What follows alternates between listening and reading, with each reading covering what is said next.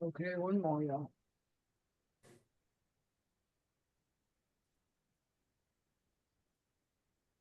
I got something I want to show y'all tonight after we finish our slides. Okay. Okay, hello everyone. This is Dr. Roger Paul, and tonight we're going to continue with our study of paper 50. We're going to finish paper 50 tonight and go from the planetary princes and go into the planetary atoms next week. So this should be our last thing on the planetary princes. So let's have a little prayer and we'll get started. Father, thank you for bringing us together tonight. We thank you for this wonderful revelation. We thank you for the opportunity to live and share this in our lives. And we thank you for coming into each and every one of us and becoming part of our lives, and through faith, our sonship in you. We thank you. We give you the praise and all of our many blessings every day. We say this in the name of your son, Michael, Jesus of Nazareth. Amen. Amen. All right. Dear, you want to start out reading tonight? The development of civilization on Urantia has not differed so greatly from that of other worlds, which have sustained the misfortune of spiritual isolation. But when compared with the compared with the loyal worlds of the universe, your planet seems most confused and greatly retarded in all phases of intellectual progress and spiritual attainment. Oh well, so much for that. Okay. All right. So the good news is we're not that different from the rest of the worlds in isolation, are we? When it comes right down to it. But the problem is, compared to the rest of the worlds, we seem like we're backwards and retarded. So the rest of the world, for the last 200,000 years, has progressed the way they're supposed to. And we've kind of slowed down to the point of it's just ridiculous, right? But we're not the only one. There's 36 other planets that are exactly in the same boat as we are, right? So, and then they're going to go on in the next paragraph to enlighten us even more about it. So let's go on to the next one here. Rodney, would you take this one, please? Yes. Because of your planetary misfortunes, Urantians are prevented from understanding very much about the culture of normal worlds. But you should not envisage the evolutionary worlds, even the most ideal, as spheres whereon life is a flowery bed of ease. The initial life of the mortal races is always attended by struggle. Effort and decision are an essential part of the acquirement of survival values. What? Our life is not a flowery bed of ease? I'm disappointed. I thought my life was a flowery bed of ease. I'm joking. So all these things that we go through, every other planet goes through. Okay, it's part of the life experience, the struggle, the experience of life.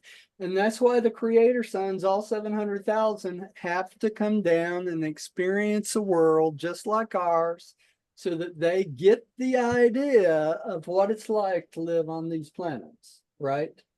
It makes them sympathetic rulers. It makes them know what we go through every single day of our life. And that's why it's set that way. And part of that life is what? Death. We have to go through the death experience. So the creator sons all have to go through the same death experience as we do. And it says here that the effort and decisions that we make in our life are an essential part of the acquirement of survival values. So these decisions and this effort we make on this planet helps build our character, so that when we wake up on the mansion worlds, we're not a blank slate. We have experience and we know a little bit about what's going on in life. Okay. And that's why even children, when children die before they reach the age of decision, before about 16 or so, that's why if they go straight to the mansion worlds, they do not go on the entire paradise adventure path, do they? Because they were cheated out of that essential effort and decision part of their life. Okay. So, and there's no replacing that experience. So you're Regardless. telling me that if a child died at age 8, Yeah, I thought they went on to a nursery type deal and they do. they Do. go on, and then at the age of about 16 or something, they make a decision as to That's right. ascend or not.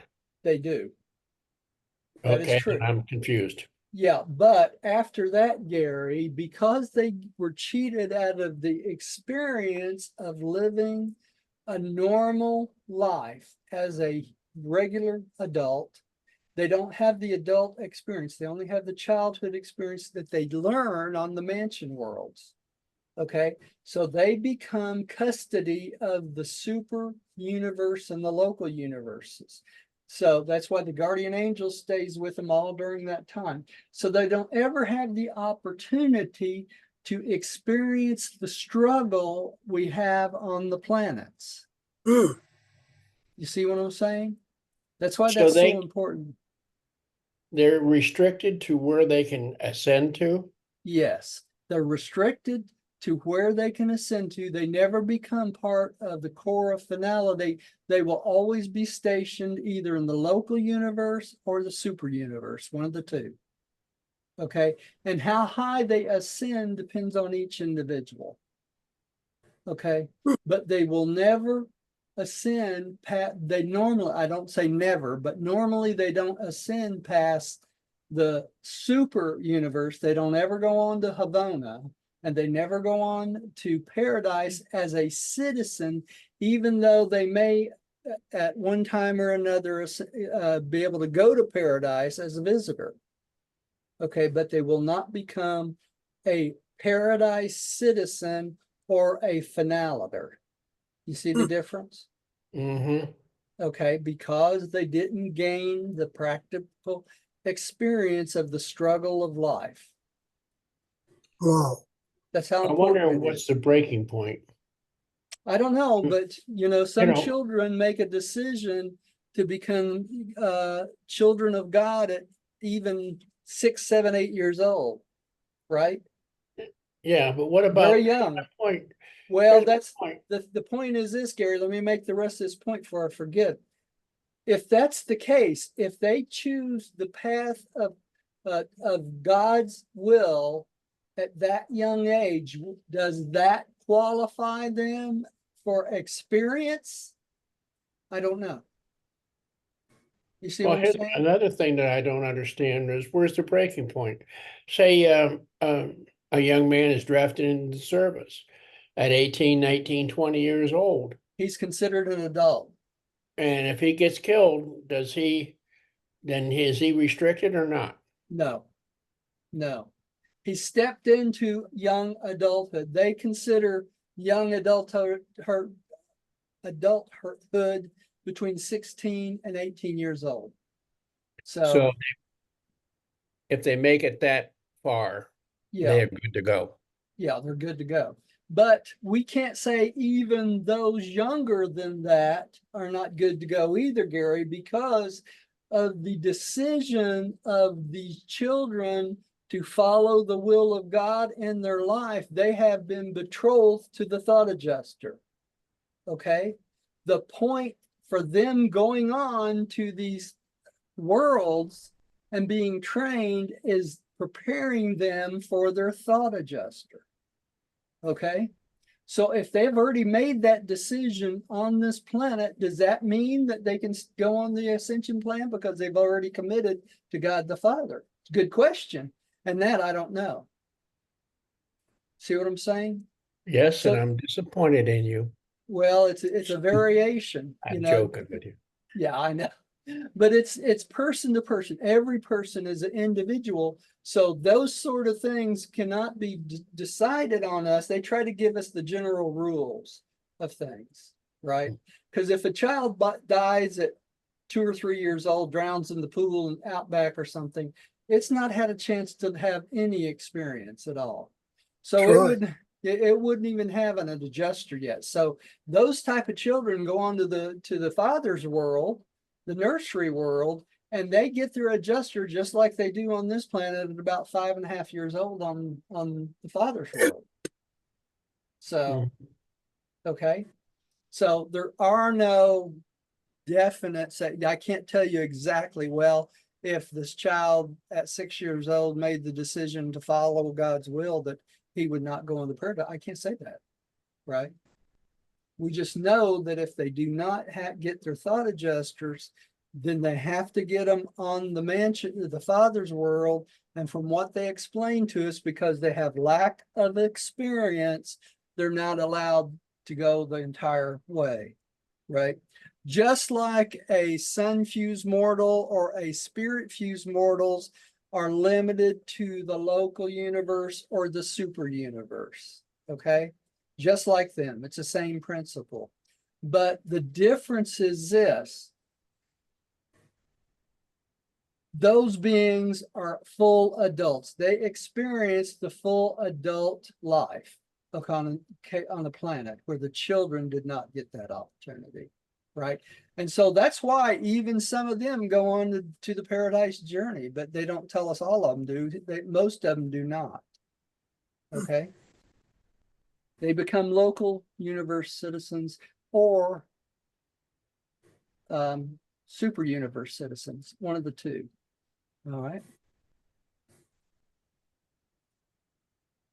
Okay, we did that one. Okay, let's go on to the next one. Gary, would you take the next one? Culture presupposes quality of mind. Culture cannot be enhanced unless mind is elevated. Super intellect intellect will seek a noble culture and find some way to attain such a goal. Inferior minds will spurn the highest culture, even when presented to them ready-made. Much depends also upon the successive missions of the divine sons and upon the extent to which enlightenment is received by the ages of their respective dispensations. Okay, how many times have y'all heard me say you can't fix stupid? Yeah. You know, this is what they're Not talking even with a about. pipe. Not even with a pipe, right? If you're intellectually inferior, okay, that doesn't matter who tries to present it to you in any way they can do it. You will not accept a higher culture, a spiritual concept, ready-made, even, you know. So it's why I say you can't fix stupid. But what they're telling us here, depending on how many missions of divine sons have come to the planet, that will depend on how enlightened a planet becomes through the respective dispensations and ages, because these divine sons help, hit it one more time, dear, help in enlightening people about spiritual concepts. That's what we do in these classes every Tuesday and Thursday, isn't it? We try to enlighten people. You can't force it on people. They have to accept it for themselves. Now, how many times, I know if everyone that's here tonight has probably at one time or another tried to share the Urantia book with someone else, and they give you this look like somebody been caught in the headlights, right? They just look at you like, what in the heck is he saying? You know? Mm-hmm. You know what I'm saying? Because no matter what you say to them, they can't understand. A lot of that is because of the book of Revelation, because they came along after the book of Revelation was written and said, anyone who added to or took away from this book Won't be cursed. will be cursed, right? And they took that, instead of just taking it for that book, they took it for the whole Bible, right? When the Bible was put together. So when you start talking to them about a new revelation or about the Urantia book, they think, I don't want to be cursed. Yeah. You know what I'm saying? We've all experienced it. So that's enough said about that. It happens all the time. All right. Since there's only 4 of us reading, I guess I should read one too. You should not forget that 200,000 years, that for 200,000 years, all the worlds of Satania have rested under the spiritual ban of Norlashadek in consequence of the Lucifer rebellion, and it will require age upon age to retrieve the resultant handicaps of sin and succession. Your world still continues to pursue an irregular and checkered career as a result of the double tragedy of a rebellious planetary prince and a defaulting material sun. Even the bestowal of Christ Michael on Urantia did not immediately set aside the temporal consequences of these serious blunders in the earlier administration of the world. So we already have a double whammy: the Lucifer rebellion and the Calagassa betrayal, and the material sun defaulting. So we're already behind the 8 ball, as they say, right? And there's nothing can change that. We have to go on with what we got. All right. Rewards of isolation. Dear, would you take this one? 7, the rewards of isolation, audio version. On first thought, it might appear that Urantia and its associated isolated worlds are most unfortunate in being deprived of the benefit, presence, and influence of such superhuman personalities as a planetary prince and a material son and daughter. But isolation of these spheres affords their races a unique opportunity for the exercise of faith and for the development of a peculiar quality of confidence in cosmic reliability, which is not dependent on sight or any other material consideration. It may turn out eventually that mortal creatures hailing from the worlds quarantined in consequence of rebellion are extremely fortunate. We have discovered that such ascenders are very early entrusted with numerous special assignments to cosmic undertakings, where unquestioned faith and sublime confidence are essential to achievement.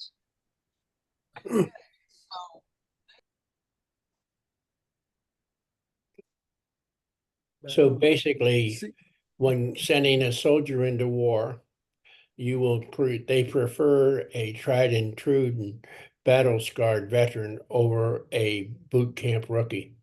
That's correct, because of the experience that he gains in doing that, right? It's the same thing with the universe. Because you've gone through the battles of life, you gain experience. And the other most important thing is faith without seeing. Okay. This is very, very important, because we cannot see our planetary prince. We can't see our Adam and Eve, any of these. So we have to have faith that these things actually took place. And even more, think of it this way: your sonship with God is based on one and only one thing. What is that? Faith. Faith. That's right. You become a faith son of God. And you reveal that set faith as a faith son of God by the brotherhood of man, treating one another like you want to be treated yourself, right?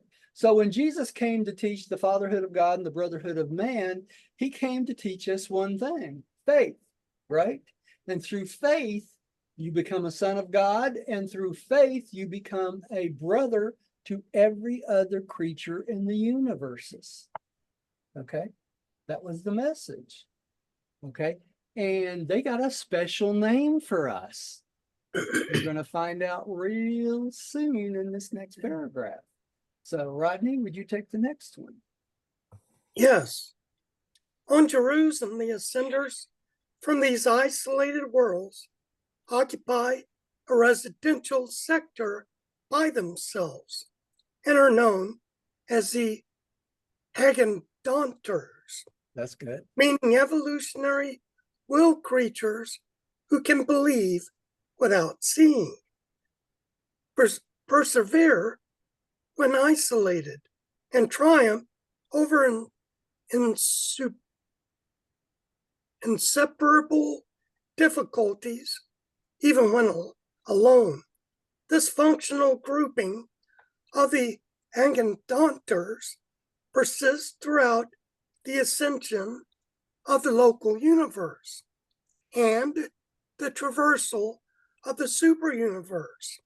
It disappears during the sojourn in Havana, but promptly reappears upon the attainment of paradise and definitely persists in the core of the material mortal finality. Tabermantia is an Agendonter of finaliter status, having survived from one of the quarantine spheres involved in the first rebellion ever to take place in the universes of time and space. Okay, so Tabermantia is a finaliter, and Tabermantia is in charge of all the finaliters. Okay, and she was involved with the very first rebellion ever to take in all the universes of time and space. So this name they've given us as those that can believe without seeing and go on even when we're isolated from everyone else is like a great honor. Okay, so coming from this planet and being the fact that we will all be called Agendonters is going to be a great thing for us when we get to the mansion worlds. Okay, so you just learned you have a new name for yourself, right? You're Roger? Yeah. On normal worlds that are not in quarantine, they get the space reports, correct? Right, they do. So they're plugged into the cosmos. Yeah. They don't really have to exercise faith. They don't. Well, they have to exercise faith to still accept the thought adjuster and that sort of thing. But the difference is this: since they all get the space reports and everything from the local and super universes, they don't have to believe without seeing, do they? Because they see it all the time. Yeah, but they still have to have faith of the fact that the God the Father comes to dwell in each and every one of us, and that we're sons of God. They still have to have but that. It would be much easier to believe. Yes, because you're hearing this stuff all the time. You know your place in the cosmos, right? I mean, it's just as obvious as it could possibly be. Correct. Right? All right. Gary, you want to take that last paragraph there? Here, hang on. Let me switch the slides. Yeah, it's a good one. Yeah. All through the paradise career, reward follows effort as the result of causes. Such rewards set off the individual from the average, provide a differential of creature experience, and contribute to the veracity of Versality. Yep. Versality of the ultimate performances in the collective body of the finaliters. Okay, so basically, these things that we're bringing with us, this experience and everything, all contributes to the whole, right, in the collective body of finaliters. So all this collection of experience adds to the finaliter course when we go out. Now, that also works with the Supreme, right? Because all of our experience goes into the Supreme, right? So as the Supreme comes to full fruition, then all that experience becomes one in the cosmos. And this is presented by a secondary Lanonondex sun in the reserve core. Okay, wanted to bring that up too. Hang on just a second. I'm going to start a different share. I'm going to, stop that share. And I'm going to share a new share here, because I want to show y'all something tonight. Stop that too. Okay. So you should see a window, a blue screen. This Yeah. is where in the paper we just were working on. And I'm going to go over this top tab here. And this is my YouTube channel, main screen. Okay. This is me, Dr. Roger Paul, right? You can find this channel by looking up Dr. Roger Paul or Roger Paul DC at Roger Paul DC. And go to the channel. You can see there's 760 videos on this channel. All right. And what I want to show y'all tonight is the second row of, I have several different things on this channel. On this particular channel, I not only have videos for myself, but I also have different channels on. We have one for each part of the 4 parts of the Urantia book. You see that? Part 1, part 2, part 3, part 4. Okay. This is where you can go and watch any of the videos on past meetings and stuff. But what I want to show you is this. This morning, I finished the entire life of Christ from the Urantia book on the reading the Urantia book thing I started. Okay. That's cool. It's completely done. So these videos are all the videos of the life of Christ. So you can go out here and just click on any one of these and you can listen to the book. It's Merritt Horn reading it. He does the best job of anybody. Yeah. And you can just sit and listen to it. You'll see the text come by. I've got the pictures in there, all the maps and everything on these. So you can just sit there, click it once, sit there and watch it, and he'll read it to you, and you can read it along with him. And that's all of this particular one is all of part 4 complete. Okay. It's also all of part 2, less 3 videos, which I'll probably finish by the end of the week. So parts 2 and part 4 are in this list. Okay. And you can click on this at the top and it'll actually play off. You hit play off, but I'm going to hit the list so you can actually go out here and see the list of every single video that's on here. So you can go out here and start at any point you want to very easily. That's YouTube, right? Huh? That's YouTube. YouTube. That's right. And if you just look up my name is Dr. Roger Paul or Roger Paul DC, either one, and it'll come up. All the videos. You can notice it's all the way down to the very end. There's a couple from part 2, the Lucifer Rebellion. And all of them, yeah, there's another one from part 2. So You're saying that on YouTube, correct? This is on YouTube. And this covers all of part 2 and all of part 4. And when I'm done, we'll have them for every single paper in the book. Wow. But I wanted to do the life of Christ first because that's the most important one to sit and read and listen to. And most of these are 30 minutes or less. There's a few out there from part 2 that are an hour. Okay. But most of them you can listen to a whole paper in 30 minutes. And Merritt Horn does the best job of anybody I've ever seen. That's a great undertaking. Yeah, Roger. it was. It was some of these I did 2 and 3 in a day. So You can't say I hadn't listened to the book this year, right?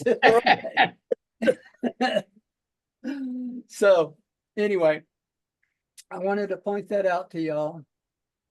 And like I said, you can find this by just looking up my name, Dr. Roger Paul, or you can look it up as at Roger Paul DC, either one. And like I said, there's 760 videos. It's got videos from all parts of all 4 parts, plus all our meetings since the beginning of time. Okay. We also have all of these on Vimeo. Actually, we got more on Vimeo because for some reason I got on Vimeo. I think it's 817 the last time I looked. So I don't know what the difference was. I probably have some of those flash videos out there on it or something. Did you start with Vimeo? Yeah, I started out with Vimeo, and then when YouTube came out, I switched over to YouTube because this only cost me my subscriber each month because I don't have the commercials in any of this. Okay, so I have to pay a subscriber fee. But Vimeo, it's quite a bit more to put the videos out there. It says 186 subscribers. Yeah, this is just for YouTube. Okay. That's how many subscribers I have on YouTube. I don't know how many I got on Vimeo. And on Facebook, I couldn't even guess, to be honest, how many I got on Facebook. I know I've got 5,000 friends, so I don't know if that's all of them watch or not. So On YouTube, now this is YouTube or Facebook. this is YouTube. Okay, that's okay. Dr. Paul, Yeah. Roger Paul. Yeah. Just put Dr. Roger Paul Look up- DC. Yeah, you can leave the DC off or just put Dr. Roger Paul in search or do Roger Paul DC in search, either one. Okay. Because y'all That's- knew I was a chiropractor before I did anything else, right? Okay. And so this is YouTube, Yeah. Facebook. You don't know how many you got. No, I really don't. I don't know if it says on that or not. I'm Here, trying this to is- find out. This is what Facebook looks like. I know I had 5,000 subscribers, and it keeps dropping down because people drop in and out and I add new ones. So you can only have 5,000 friends on Facebook. That's the Oh, limit. is that it? Yeah. Yeah. And there's our picture within a picture. That's us having the meeting right now. Oh, Okay. Hmm. Okay. And this is our YouTube page. interesting. Okay. So you can find lots to watch out there. I don't have any idea if you put them all together how many views we've had. It was interesting here. I told my wife this week we got if y'all are curious, let me look here real quick. My mail. On my YouTube this month, we got 8 new subscribers. We had total 627 views, and we had 4,603 minutes watched this month. So people are listening to this. And So you had how many? Give me that, those first 2 figures again. 8 new subscribers. Okay. So out of that 168, 8 of them are new. 627 total views. People. Okay, now wait a second. Just break that down as a church. What church would be relevant if they got basically 6 new members every month? They'd Yeah. be elated. Yeah. And how many other people just came to the church, basically? 627 views. That'd be about 627 people there. So divide that by 4, that's 150. Yeah, that's a reasonably good sized church. Yeah, it is. But the minutes actually watched, this is really what's important, is the 4,603 minutes watched. So people are watching the videos all the way through, many of them. Okay. Because people will go out and start watch a video and they won't always watch the whole thing, right? Mhm. So, and we thank everybody that becomes a subscriber or a member and watches them. It kicks our numbers up a little bit. But people won't normally find me in that just pops up in the list on YouTube because we don't have enough subscribers or views or likes. What they count is how many likes you get, people who subscribe and like the video. We get a couple likes pretty much every day on the videos, but not on YouTube for some reason. We don't get very many likes, you know. Yeah, and it depends on the video too. You look at this one here. It's the universe reality video from, I think this was, when was that? 2013, Rodney, I think. It's been a while. Yeah. So there's 215 views of that one. Hey, maybe And 2012 or yeah. And if you go across here, we've got some of them that's got, you know, well over 300 views and stuff across time. This one's got 163 views. So, you know, it just depends on who is listening to them and that sort of thing. So, but that's where it is. So everyone can find it. They know on YouTube and they know on this video after I get it out today. Okay. cool. Thank you. All right, we'll be back Thursday. We got a short meeting tonight because we're done with this paper, right? Planetary prints. Mhm. Yeah. Let me stop the Facebook over here. Oh, there. Try it over here. What do we start next Tuesday? Next Tuesday, we go on to the planetary atoms. Okay. Let me stop this recording.